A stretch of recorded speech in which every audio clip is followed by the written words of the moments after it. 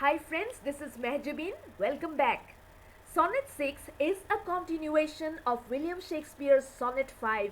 I have already explained Sonnet 5 and today I'm going to explain Sonnet 6. Then let not winter's ragged hand deface. Let not winter's rough hand deface means destroy in thee thy summer ere thou be distilled. So before you can be distilled or before you can be converted into some kind of perfume, let not winter destroy you. Make sweet some vial.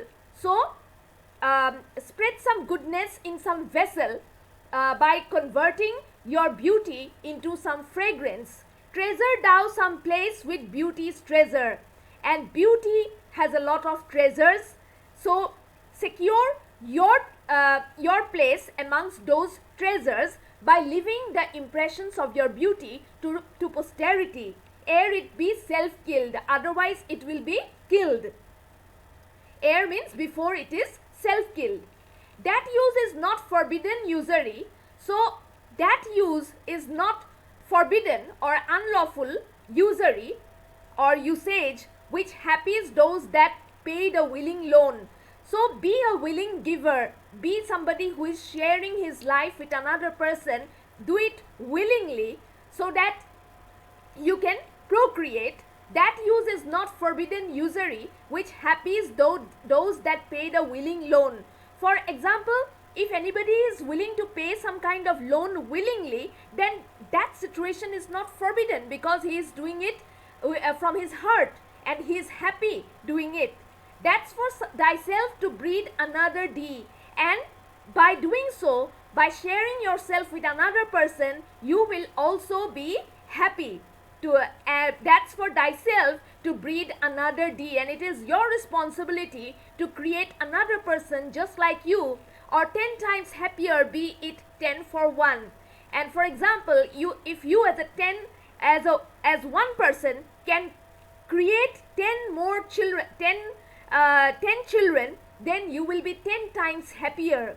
10 times thyself were happier than thou art, and as a result you would be 10 times happier than you are now currently. If 10 of thine 10 times refigured be, so if you can create 10 children more and those 10 children can create another 10 children each, then you would have reasons to be happier 10 times more.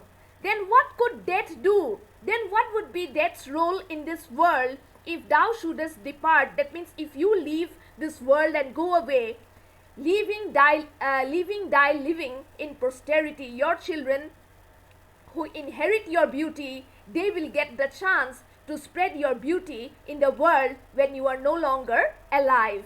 Be not self-willed, so do not be stubborn, for thou art much too fair, because you are a very beautiful person and stubbornness does not suit you, because if you are shy, if you are inhibited, if you are stubborn, you will lose yourself, you will deprive yourself of the opportunity to create children, and you will also deprive yourself of the opportunity to be happy, 10 times happier.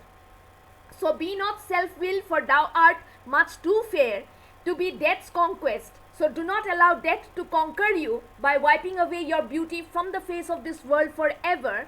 To be death's conquest and make worms thine heir. And do not allow the worms in your grave to become your heir. You must leave behind children in this world to become your heir, to inherit your beauty, and do not allow worms to replace you in the grave, because if you do not share your beauty, you will never get the opportunity to sire children, and then it would be a futile kind of life. Well, that's all for today. Please watch my previous video on Sonnet 5 for better understanding of this poem, and I will meet you soon with the summary of Sonnet 6. Until then, have a great time. Bye.